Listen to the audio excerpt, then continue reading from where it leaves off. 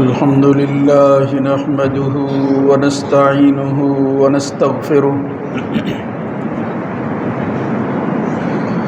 ونعوذ بالله من شرور أنفسنا ومن سيئات أعمالنا من يهده الله فلا مضل له ومن يضلل فلا هادي له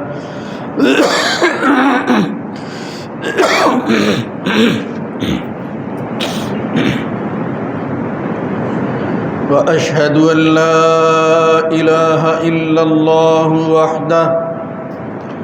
وحده لا شريك له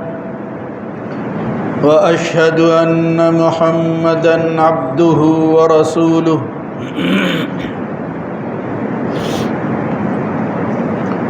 اللهم صل على محمد وعلى آل محمد كما صليت على إبراهيم وعلى آل إبراهيم إنك حميد مجيد اللهم بارك على محمد وعلى آل محمد كما باركت على إبراهيم وعلى آل إبراهيم في العالمين إنك حميد مجيد أما بعد فإن خير الحديث كتاب الله وخير الهدى هدى محمد صلى الله عليه وآله وسلم وشر الأمور محدثاتها وكل محدثة بدعة وكل بدعة ضلالة وكل ضلالة في النار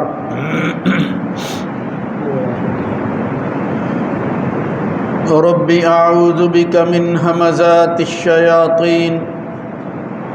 من همزه ونفخه ونفثه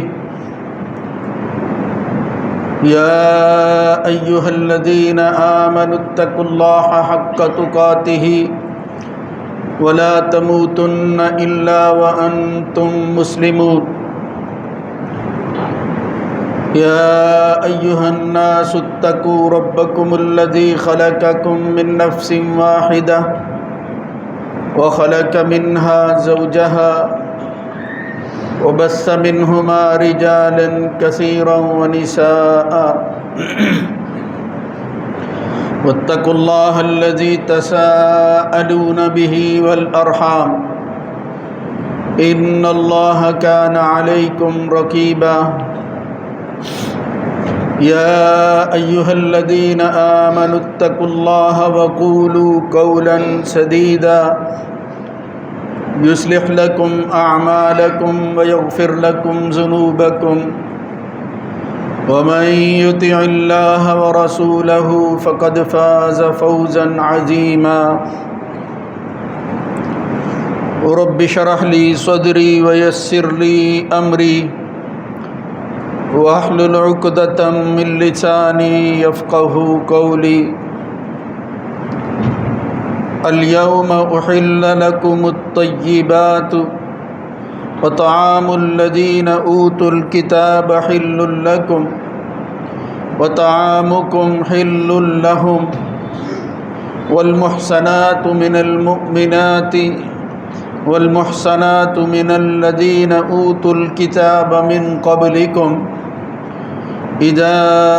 آتيتموهن أجورهن محسنين غير مسافحين ولا متخذي أخدان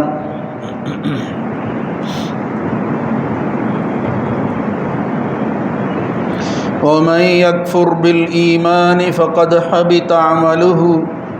وهو في الآخرة من الخاسرين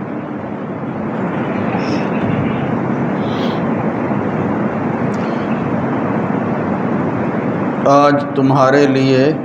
پاکیزہ چیزیں حلال کر دی گئی ہیں۔ ان لوگوں کا کھانا جن کو کتاب دی گئی ہے تمہارے لیے حلال ہے، اور تمہارا کھانا ان کے لیے حلال ہے۔ وہ پاک دامن عورتیں جو مومن ہیں، اور اسی طرح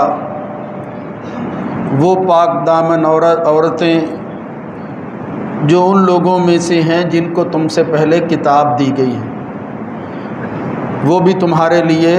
حلال ہیں جب تم انہیں ان کا حق یا ان کا مہر ادا کرو،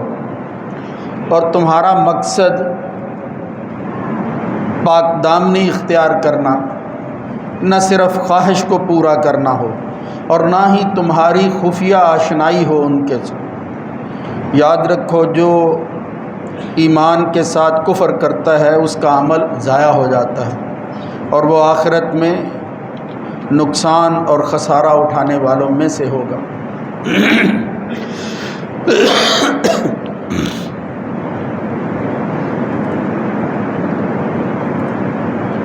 اللہ رب العزت کی حمد و ثنا کے بعد درود و سلام سید الرسل سید ولد آدم خاتم النبیین جناب محمد الرسول اللہ صلی اللہ علیہ وآلہ وسلم کی ذات گرامی پر۔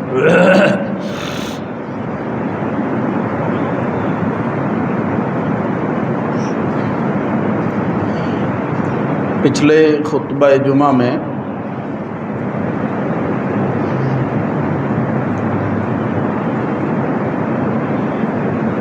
اہل کتاب اور غیر مسلم جو اقلیت میں کسی مسلمان ریاست میں رہتے ہیں، ان کے ساتھ کس طرح کا رہن سہن ہونا چاہیے، ہمارا برتاؤ کیا ہونا چاہیے، اس کے متعلق عرض کیا تھا۔ اسی حوالہ سے ایک ضروری بات جو قرآن مجید اور نبی کریم صلی اللہ علیہ وآلہ وسلم کی سنت سے معلوم ہوتی ہے، اس کی طرف آپ کی توجہ مبذول کروانا چاہتا ہوں۔ لیکن اس سے پہلے ایک بات بہت ضروری ہے کہ جب بھی ہم کوئی مسئلہ کسی عنوان کی وضاحت قرآن و سنت کی روشنی میں کرتے ہیں تو اس میں افراد تفریط نہیں ہونی چاہیے۔ یہ نہیں ہے کہ ایک مسئلے کو بیان کرتے ہوئے بس اسی کو اتنا بڑھا دیا جائے کہ یہ ذہن میں ہی نہ رہے کہ اس کے علاوہ بھی کوئی مسئلہ ہے، یا یہ ہے کہ اس کی اہمیت جو ہے اتنی ہی رکھی جائے جتنی اللہ رسول نے رکھی ہے۔ اپنی طرف سے خواہشات کو، جذبات کو، وقتی کسی کے ساتھ ہمدردی کو دین نہ بنایا جائے۔ یہ جو مسئلہ بیان ہو رہا ہے، اس سلسلہ میں بھی جب کوئی واقعہ ہو جاتا ہے تو بہت افراد تفریط سے کام لیا جاتا ہے، اور اس کی بڑی وجہ یہ ہے کہ ہم جن ممالک میں اور اسی طرح اس پاکستان میں بھی جہاں مسلمان رہتے ہیں، یہ افسوس کی بات ہے مگر حقیقت ہے کہ یہاں مسلمان تو ضرور ہیں، اسلام نہیں ہے۔ اسلام، اسلامی حکومت، اسلامی رہن سہن، اسلام کا عملی اظہار وہ نہیں ہے۔ اس کو فوقیت، اس کو برتری، اس کو ترجیح نہیں ہوتی، وہ حکم اور فیصلہ کن حیثیت میں موجود نہیں۔ اس وجہ سے جب بھی کوئی مسئلہ بیان کرتے ہیں تو پھر قرآن و سنت جو ہے وہ اس طرح اہمیت کے حامل نہیں رہتا، نظر انداز بعض دفعہ کر دیا جاتا ہے۔ لیکن جو بات جس حد تک ہے بس اس کو اتنی ہی رکھنی چاہیے۔ یہ غیر مسلم بالخصوص اہل کتاب جب اقلیت میں کسی جگہ رہتے ہیں، ان سے کس طرح رہنا چاہیے، اللہ کے رسول کا رویہ کیا تھا، اصحاب جو ہے وہ ان کے ساتھ کیا سلوک کرتے رہے۔ قرآن مجید کی ایک آیت سورہ توبہ کی روشنی میں نے عرض کی تھی، قاتل الذین لا یؤمنون باللہ ولا بالیوم الآخر ولا يحرمون ما حرم اللہ ورسولہ ولا يدینون دین الحق من الذین اوتوا الکتاب. آخر میں ان کے متعلق جو آتا ہے وہ کیا ہے کہ اگر وہ قتال کا راستہ چھوڑ کر ویسے رہنا چاہتے ہیں حتی یعطوا الجزیۃ عن ید وہم صاغرون، یعنی صحیح مسلمان، اسلام کی زندگی گزارنے والے، اسلام کے غلبے کا اعلان کرنے والے اور نفاذ کو عملی صورت جو ہے وہ پہنانے والے، جب یہ ماحول دیں گے تو پھر اس وقت اللہ کے باغی کفر کا راستہ اختیار کرنے والے وہ مسلمانوں کے برابر نہیں ہوں گے. یہ نہیں ہے کہ دونوں کو جو ہے وہ ایک ہی لاٹھی کے ساتھ ہانکو کہ یہ ٹھیک ہے یہ بھی انسان ہے وہ بھی انسان ہے. فرمایا وہ ماتحت زندگی گزاریں گے، وہ جزیہ ادا کریں گے اور پھر اپنی ذمہ داریوں کو پورا کریں گے. مسلمانوں کو یہ جو حکم دیا گیا ہے ان کے ذہن میں بھی یہ بات ڈالی گئی ہے کہ یہ احسان ہے مسلمانوں کا کہ وہ تمہیں اپنی اسٹیٹ اور ریاست میں جگہ دے رہے ہیں، اب تم نے اس اسٹیٹ اور ریاست کے حقوق کو ادا بھی کرنا ہے. یعطوا الجزیۃ عن ید وہم صاغرون. لیکن ظاہر ہے کہ جب ہم جذبات کے اندر باتوں کو بیان کرتے ہیں پھر بہت بڑھا دیتے ہیں، اور اس وقت کچھ ایسے واقعات بھی پیش آ گئے جس کی وجہ سے عجیب سا معلوم ہوتا ہے کہ یہ چیزیں تو قرآن و سنت میں اس طرح نہیں. بہرحال میں اب ان کی تفصیل میں نہیں جانا چاہتا. وہ بات جو اس سلسلہ میں رہ گئی تھی یا جس کی طرف توجہ دلانا چاہیے تھی، ایک دوست نے جو ہے وہ نشاندہی بھی کی کہ اگر یہ بات ہو جائے تو اچھا ہے، تو میں نے کہا چلیں اس کا بھی ذکر کر دیں. وہ کیا ہے کہ یہ لوگ واقعتاً قرآن و سنت سے معلوم ہوتا ہے کہ مسلمانوں کے مقابلہ میں عام مشرکوں اور کافروں کی طرح نہیں ہے. کیا مطلب ہے اس کا؟ یعنی قرآن مجید نے جب یہ یہودی اور عیسائی اہل کتاب کافروں سے خطاب کیا ہے تو ان کو مشرکوں کے ساتھ شامل نہیں کیا، الگ سے رکھا، اہل کتاب شمار کیا. خطاب کرتے ہوئے بھی ان کو الگ رکھا کہ یہ آسمانی مذہب کو ماننے والے ہیں، آخر اللہ کا نام لینے والے ہیں. لہذا یاد دلایا گیا کہ تمہاری بھول کہاں ہوئی ہے، تم نے انحراف کیسے کیا ہے، ان سے باز آ جاؤ، پھر اس اسلام کی نعمت اور اس کی حقانیت کو وہ قبول کرو. تو اس حوالہ سے جو فرق تھا ان میں سے ایک یہ قرآن مجید بتاتا ہے کہ کسی غیر مسلم کے ساتھ، بالخصوص مشرک ہو، وہ مرد ہو یا عورت، اس کے ساتھ نکاح نہیں ہو سکتا. شرک جیسی غلاظت جو ہے وہ عقیدے کے اندر شامل ہو، اللہ ہی کو وہ جو ہے وہ نہ سمجھ سکا ہو، اللہ کی ذات اور صفات کے بارے میں ہی وہ اس طرح کا عقیدہ بنا لے جو اس کے پیغمبروں نے نہیں بتایا اور اس نے دین میں شامل کر دیا. ایسے مشرک کے ساتھ جو ہے وہ یعنی براہ راست جو اللہ کا منکر ہے اور بتوں کو، حجر و شجر کو خدا کی جگہ پر لے آیا ہے، اس کے متعلق اللہ نے فرمایا وَلَا تَنْكِحُوا الْمُشْرِكَاتِ حَتَّى يُؤْمِنَّ. جب تک وہ ایمان نہ لائیں ان مشرک عورتوں سے نکاح نہیں ہو سکتا. وَلَأَمَةٌ مُؤْمِنَةٌ خَيْرٌ مِّن مُشْرِكَةٍ وَلَوْ أَعْجَبَتْكُمْ. اگر کوئی مشرک عورت تمہیں اچھی بھی لگتی ہے، اس کے مقابلہ میں ایک لونڈی جو مومنہ ہے وہ اس آزاد کے مقابلہ کے اندر کہیں بہتر ہے. وَلَا تُنْكِحُوا الْمُشْرِكِينَ حَتَّى يُؤْمِنُوا. اور یاد رکھو کوئی تمہارے ماتحت ہیں، خواتین ہیں، تمہاری بیٹیاں ہیں، بہنیں ہیں، تم ان کے ولی ہو تو ان کا نکاح جو ہے وہ ایسی جگہ پر نہ کر دینا. وَلَا تُنْكِحُوا الْمُشْرِكِينَ حَتَّى يُؤْمِنُوا کہ جس کے ہاتھ میں تم اپنی بچی کا ہاتھ دے رہے ہو وہ مشرک ہو. اللہ کی بغاوت اس حد تک اس نے بتوں کو اپنے بنائے ہوئے تراشیدہ جو ہے وہ مٹی کے، پتھر کے، ان کو خدا بنا لیا ہو، ان کے سامنے جھکتا ہو. وَلَا تُنْكِحُوا الْمُشْرِكِينَ حَتَّى يُؤْمِنُوا. یہاں بھی پھر دہرایا، یاد رکھو ان کے مقابلہ میں وہ کتنے ہی معزز کیوں نہ ہوں. وَلَعَبْدٌ مُؤْمِنٌ خَيْرٌ مِّن مُشْرِكٍ وَلَوْ أَعْجَبَكُمْ. یہ تمہیں اچھے لگیں مال کے اعتبار سے، ظاہری حوالہ سے، کوئی اور اسباب ہیں، لیکن اس عقیدے کے فساد کی وجہ سے، اس خرابی کی وجہ سے عبد مومن وہ اس آزاد سے کہیں بہتر ہے. اپنی بچی جو ہے وہ کسی غلام کو دے دینا، اس آزاد کے ہاتھ میں نہ دینا. جس کے بستر پر یہ شرک کی غلاظت موجود ہو، تمہاری بچی وہاں آگے اولاد جنے گی۔ مومنوں مسلمانوں ایسا نہ کرنا۔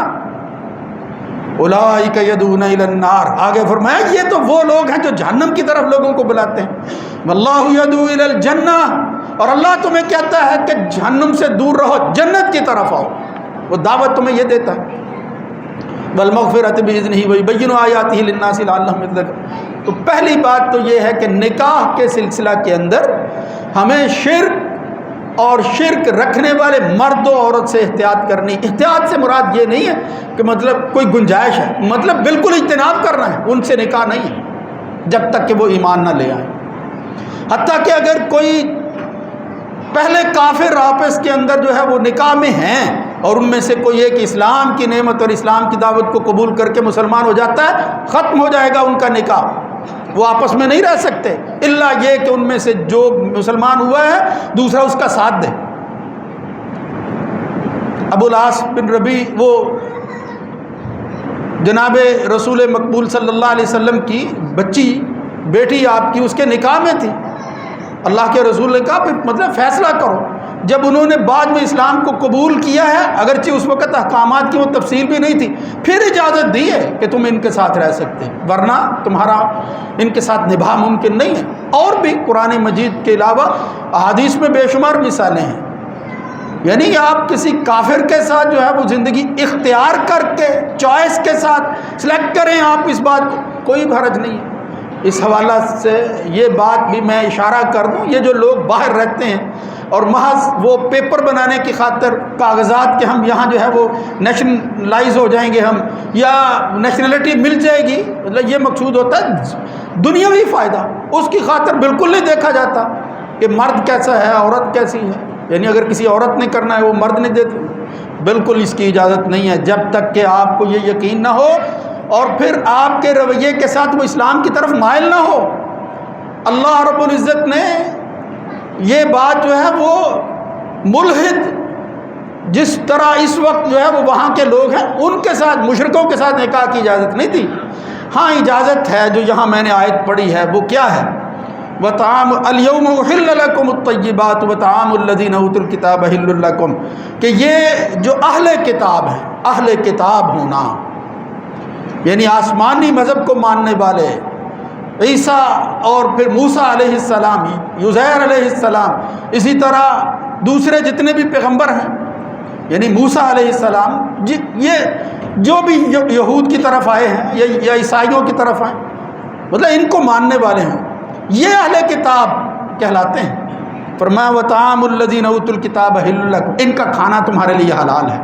وطعامکم حل لہم، تمہارا کھانا بھی ان کے لیے حلال ہے۔ لیکن اس کا یہ مطلب نہیں ہے کہ آپ ان کے ہر طرح کے کھانے کو جو ہے وہ قبول کر لیں کہ قرآن کہتا ہے، یعنی یہاں بھی حلال کھانا، اگر ذبیحہ ہے تو حلال طریقہ سے اللہ کا نام لے کر ذبح کیا گیا، اگر برتن ہے تو پھر صاف کر لو، نبی کریم صلی اللہ علیہ وسلم نے فرمایا کہیں اس کے اندر شراب نہ شامل ہو، اس کے اثرات شامل نہ ہو، یعنی یہ ساری چیزیں ساتھ ساتھ رکھنی چاہیے۔ آگے فرمایا والمحصنات من المؤمنات، مومن عورتوں سے بھی شادی کرتے ہوئے کیا دیکھنا چاہیے؟ یہاں تو اہل کتاب کی بات ہو رہی ہے، ہم مومنوں کے بارے میں بھی یہ نہیں دیکھتے۔ اپنے بیٹے کی شادی کرنا چاہتے ہو، بھائی کو جو ہے وہ بیانا چاہتے ہو، فرمایا والمحصنات من المؤمنات، مومن عورتیں جو پاک دامن ہوں ان کا انتخاب کرو، ان کو ڈھونڈو، آزاد خیال۔ اور پھر فرمایا آگے جو شرطیں بیان ہوئی ہیں مومنوں کے ساتھ ساتھ جو اہل کتاب کا ذکر ہوا، والمحصنات من الذین اوتوا الکتاب من قبلکم، یعنی یہ بات تھی کہ مومن محسنات کے ساتھ ساتھ اگر تم کسی اہل کتاب عورت سے شادی کرنا چاہتے ہو تو یاد رکھو آتیتموہن اجورہن، ان کو بھی ان کا حق، وہ حق مہر دو گے،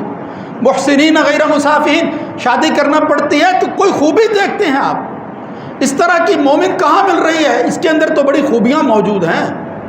یا تعلیف قلب ہے وہ اسلام کی طرف آ جائے گی،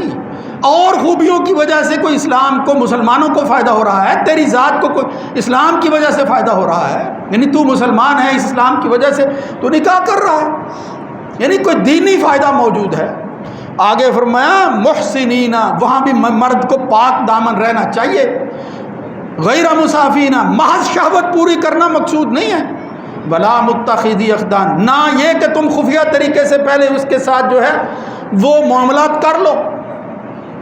خفیہ جتنے بھی کام ہیں خفیہ طریقے سے آشنائی انتہا تک پہنچ جائے، پھر اس کے بعد کہو کہ میں نکاح کرتا ہوں، یہ حرام طریقہ ہے، اس کی اجازت نہیں ہے۔ یہاں مومن ہو یا غیر مومن ہو، یعنی اہل کتاب ہو، جگہ جگہ اللہ نے فرمایا وَمَن لَّمْ يَسْتَطِعْ مِنكُمْ طَوْلًا أَن يَنكِحَ الْمُحْصَنَاتِ الْمُحْصَنَاتِ الْمُؤْمِنَاتِ، محسن پاک دامن ہونی چاہیے، مومن ہونی چاہیے۔ اسی طرح یہاں فرمایا اگر وہ اہل کتاب بھی ہیں اپنی خواہش پوری کرنے کے لیے ولا متخذی اخدان، اس لیے کہ وَمَن يَكْفُرْ بِالْإِيمَانِ، اگر کوئی شخص پرواہ ہی نہیں کرتا کہ ایمان کیا چیز ہے اور کفر کیا چیز ہے، فقد حبط عملہ، پھر تو اس کا کوئی عمل اللہ کے ہاں قبول ہونے والا نہیں ہے، اس کو پرواہ ہی نہیں ہے کہ دین کی اہمیت کتنی ہے، اسلام کیا چیز ہے۔ اس لیے عام معمول مستحب ہے، اگر تمہیں نہ ملے، ضرورت پڑے، وہ جو میں باتیں عرض کر رہا ہوں تالیف قلب ہے، کوئی فائدہ ہے ایسا، ٹھیک ہے وقتی فائدہ اٹھا لو، لیکن ایمان نہ بیچو خدا نہ خواستہ۔ اور پھر کوئی دل کے اندر اس کو جب آپ اپنے نکاح میں لاتے ہیں تو اس کے بعد نباہ کا ارادہ ہو، وقتی طور پر فائدہ اٹھا کر جو ہے اس کو چھوڑنے کا ارادہ نہ ہو، یہ حرام طریقہ ہے، یعنی اس کی بھی شریعت نے اجازت نہیں دی، مطلب براری ہو گئی اس کے بعد چھوڑ دیا، بھائی کاغذ بن گئے ہیں اب کیا ضرورت ہے، بڑی زیادتی ہے، مسلمانوں کو ایسا نہیں کرنے چاہیے۔ خیر، تو یہاں جو آیت ہے وہ کیا بتا رہی ہے کہ محسنات اہل کتاب، کتابیہ عورت جسے کہتے ہیں، یہودی ہو یا عیسائی، اس کے ساتھ نکاح کرنا جب تک وہ اپنے عقیدے مذہب پر ہے اس کے ساتھ جو ہے وہ نکاح جائز ہے۔ یہ فرق تھا، یہ اپنی جگہ پر رکھیں کہ ان لوگوں کا اور دوسرے کافروں کا فرق ہے کہ ان کے ساتھ نکاح ہو سکتا ہے، لیکن ان شرطوں کے ساتھ جو قرآن مجید میں اللہ رب العزت نے بیان فرمائی ہیں۔ میرے بھائیوں، جب آدمی نکاح کرتا ہے تو اس نکاح کے اندر کیا سوچا جاتا ہے؟ یہ تو تھی اہل کتاب کی بات۔ اگلا مرحلہ یہ ہے کہ اہل کتاب میں سے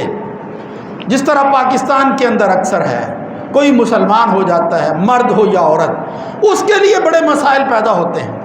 اور ان میں سے بڑا مسئلہ یہ ہے کہ اب اس کو کوئی اپنے نکاح میں لانے کے لیے قبول نہیں کرتا، اس لیے کہ اس سے تو کوئی دنیاوی فائدہ بھی نہیں ہے، وہ بیچاری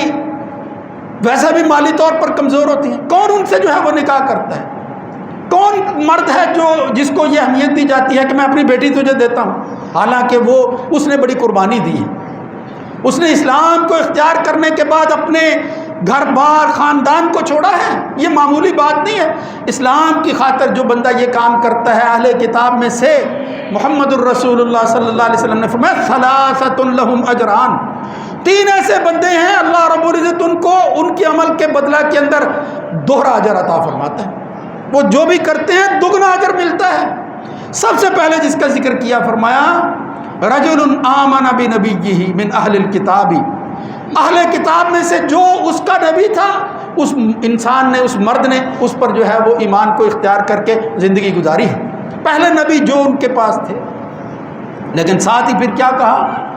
وآمن بمحمد صلی اللہ علیہ وسلم، اور پھر اس کے بعد جب اسلام کو قبول کیا ہے تو محمد الرسول اللہ صلی اللہ علیہ وسلم پر ایمان لایا ہے۔ اللہ رب العزت کو یہ مومن جو ہے وہ اتنا پسند ہے، فرمایا جو یہ عمل کرتا ہے اللہ تعالیٰ اس کو اس کے ایک ایک عمل کے بدلہ کے اندر دو دو اجر عطا فرماتا ہے، یہ معمولی بات نہیں۔ لہذا مقصود یہ تھا، اور بھی ہے والعبد المملوک اذا ادى حق اللہ وحق موالیہ ورجل كانت عنده امة يطأها فأدبها فأحسن تأديبها وعلمها فأحسن تعليمها، یعنی ایک آدمی جو ہے وہ غلام ہے، وہ حق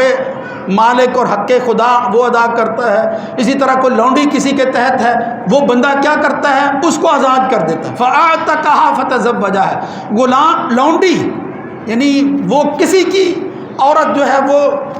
کسی طرح یہ غنیمت میں سے، یا یوں سمجھ لیجئے کہ جہاد کے بعد اس کے پاس آئی ہے، جس کا اب تو امکان جو ہے وہ کم ہے، تو فرمایا فتزوجها، آزاد کر کے اگر وہ اس کے ساتھ نکاح اور شادی کرتا ہے فلہ اجران، اللہ اس کو بھی دو اجر عطا فرماتے ہیں۔ تو یہ تو بڑی فضیلت کی بات ہے۔ وہ جو میں عرض کر رہا تھا کہ تنکح المرأۃ لاربع، چار چیزیں ہیں جن کی وجہ سے عورت سے شادی کی جاتی ہے، لمالہا ولحسبہا ولجمالہا، اس کے مال کی وجہ سے، اس کے حسب کی وجہ سے، اس کی خوبصورتی کی وجہ سے، یہ ساری شرطیں ہیں۔ لیکن فرمایا ولی دینہا، کسی سے دین کی وجہ سے شادی کر، فاظفر بذات الدین تربت یداک۔ محمد الرسول اللہ صلی اللہ علیہ وسلم نے فرمایا جب دین کا معاملہ ہو تو پہلی شرطیں جو ہیں وہ نظر انداز بھی ہو جائیں، وہ کم بھی ہوں، لیکن دین کی بنیاد پر جو ہے وہ نکاح کرو۔ تربت یداک، تیرے ہاتھ خاک آلودہ ہو، یہ بہت بڑی نیکی ہے۔ کسی کے ساتھ دین کی وجہ سے جو ہے وہ رشتہ قائم کرنا، دین کی بنیاد پر نکاح کرنا۔ تو یہ جو نو مسلم لوگ ہوتے ہیں، یہ خواتین میں سے یہ ہم دیکھتے ہیں کہ بعض یہ قادیانیت چھوڑ رہی ہوتی ہیں، عیسائیت چھوڑ دیتی ہیں، مسائل ان کے لیے بہت بڑھ جاتے ہیں۔ تو یہ بات تھی جس کی طرف میں توجہ دلانا چاہتا ہوں کہ یہ بھی نکاح کے قابل ہیں، ان سے نکاح کرنا تو وہ نیکی ہو جائے گی ان کے ساتھ۔ مطلب یہ اب مسلمان ہو گئے ہیں، یہ اہل کتاب نہیں ہے، اہل کتاب سے تو مستحب ہے، جواز کی حد تک بات ہے، لیکن ان کی دل جوئی کرنا،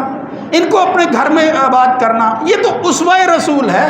محمد الرسول اللہ صلی اللہ علیہ وسلم نے غزوہ خیبر میں جب قلعہ فتح ہوا تو یہودیوں کا قلعہ تھا، ان میں سے ایک خاتون جو آئی ہیں اور بعد میں وہ حضور کی عقد میں آ گئی، جناب صفیہ بنت حیی بنت اخطب۔ محمد الرسول اللہ صلی اللہ علیہ وسلم نے حضرت صفیہ کو آزاد کیا اور پھر ان کی آزادی، ان کا مہر مقرر کر کے کہا، اللہ کے رسول نے مثال دے کر کہا کہ میں تجھے اللہ کے لیے آزاد کرتا ہوں اور اب میں اپنے حرم میں تجھے لاتا ہوں۔ بڑی خوش نصیب تھی حضرت صفیہ رضی اللہ تعالیٰ عنہا، وہ غیر مسلم تھی، لونڈی بن کر آئی، رسول اللہ صلی اللہ علیہ وسلم نے ان کے ساتھ نکاح کر کے ہمارے لیے ایک مثال قائم کی ہے۔ ایک دفعہ حضرت عمر بن خطاب کی بیٹی، وہ بھی ام المؤمنین ہے، انہوں نے حضرت صفیہ کے بارے میں یہ بات کوئی ایسی کر دی کہ تو بنت یہودی ہے، یہودی کی بیٹی ہے، وہ رونے لگی۔ محمد الرسول اللہ صلی اللہ علیہ وسلم جا کر پوچھتے ہیں صفیہ کیوں روتی ہو؟ بتایا حفصہ نے مجھے یہ کہا ہے، تانا دیا ہے کہ تو یہودی کی بیٹی ہے۔ رسول اللہ صلی اللہ علیہ وسلم نے فرمایا صفیہ تو خوش نہیں ہے کہ تو ایک نبی کی بیٹی ہے، ایک